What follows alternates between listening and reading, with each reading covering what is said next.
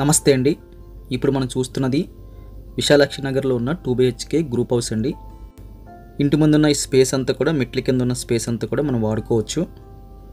ఇది మనకి main door వస్తుంది. రీసెంట్గా అయితే రెనోవేషన్ అయ్యిందండి. చిన్న బడ్జెట్లో పెద్ద హాల్ అని చెప్పొచ్చండి. హాల్ అయితే సఫిషియెంట్గా ఉంది. సీలింగ్, కన్సిల్ లైట్స్, కార్నర్ లైట్స్ అన్నీ పెట్టుకోవడానికి అయితే పాసిబిలిటీ కనిపిస్తుంది. లెఫ్ట్ సైడ్ మనకి వెంటిలేషన్ అయితే కనిపిస్తుంది. రైట్ సైడ్ అయితే వుడ్ వర్క్తో టీవీ యూనిట్ అయితే కనిపిస్తుందండి. హాల్ అయితే ఎక్సలెంట్గా డిజైన్ చేశారని చెప్పచ్చు. రైట్ సైడ్ అంతా మనకి టీవీ యూనిట్ కోసం అయితే కబోర్డ్ వర్క్ కనిపిస్తుంది. కిందన కూడా షెల్ఫ్లు కనిపిస్తున్నాయి. కాస్త ముందుకెళ్తే రైట్ సైడ్లో మనకి మాస్టర్ బెడ్రూమ్ వస్తుంది. మాస్టర్ బెడ్రూమ్లో మనకి స్ట్రైట్గా అయితే వెంటిలేషన్ వచ్చిందండి.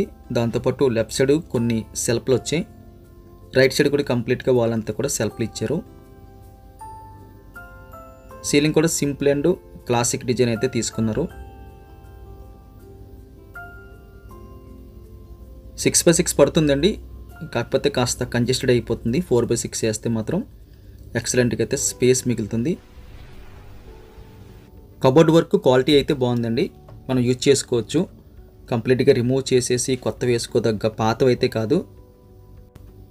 5 to 10 years వరకు అయితే మనకి ఎక్సలెంట్గా అయితే కబోర్డ్ వర్క్ అయితే సపోర్ట్ చేస్తుంది. మళ్ళీ హాల్లోకి వచ్చేస్తే స్ట్రైట్గా సెకండ్ బెడ్రూమ్ వస్తుందండి. Second bedroom size medium plus అని చెప్పొచ్చు. ఈ సెకండ్ బెడ్రూమ్లో అయితే 4x6 అయితే చాలా ఈజీగా అయితే పడుతుందండి. 6x6 బెడ్ మనం ప్లేస్మెంట్ చేసామంటే బాగా అయితే టైట్ అయిపోతుంది ప్లేస్ అంతా. నార్త్ ఈస్ట్లో అయితే పూజ కోసం సపరేట్గా చిన్న బాక్స్ మోడల్ వచ్చింది. చిన్న అటక వచ్చింది చిన్నది. ఫ్లోరింగ్ కూడా మనకి యూజ్ చేసుకోవచ్చండి. ఎక్కడ కూడా తీసేదగ్గ పాత్ అయితే కాదు. క్లీనప్ చేసుకుని మనం యూజ్ చేసుకోవచ్చు. వాల్ పుట్టి కానీ పెయింటింగ్ కానీ రీసెంట్గా అయితే మళ్ళీ రెనోవేషన్ చేశారు. సెకండ్ బెడ్రూమ్ నుంచి హాల్లోకి వచ్చేస్తే ఇక్కడ మనకి బాత్రూమ్ కనిపిస్తుందండి. దాని ముందు మనకి హ్యాండ్ వాష్ కూడా కనిపిస్తుంది. బాత్రూమ్ సైజ్ అయితే మీడియం ప్లస్లో కనిపిస్తుంది. వెస్ట్రన్ మోడల్ అయితే యూజ్ చేస్తున్నారు.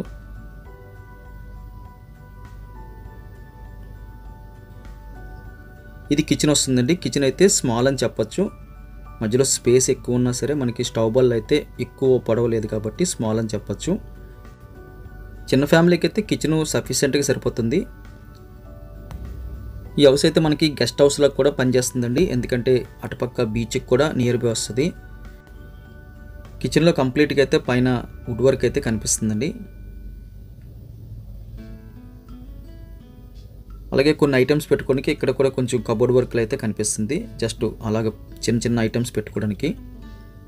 ఇది అటాచ్డ్గా వచ్చిన యూటిలిటీ స్పేస్ అని చెప్పొచ్చు. వాషింగ్ మిషన్ పెట్టుకోవడానికి అయితే ఏర్పాట్లు కనిపిస్తున్నాయి. యూటిలిటీ స్పేస్ మీడియం ప్లస్లో అయితే కనిపిస్తుంది. బాగా చిన్న బడ్జెట్ అండి. 10-15 వేలు రెంట్లు కట్టే వాళ్ళు అయితే ఇలాంటి చిన్న గ్రూప్ హౌస్ తీసుకుంటే ఆల్మోస్ట్ ఆ రెంట్తోని గ్రూప్ హౌస్ తాలూకా ఈఎంఐ అయితే కట్టేసుకోవచ్చు. ఒక 5,000 అటు ఇటు చూసుకుని.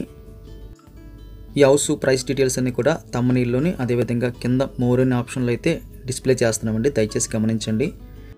వీడియో ఖచ్చితంగా లైక్ బటన్ క్లిక్ చేయండి. Thank you very much for watching.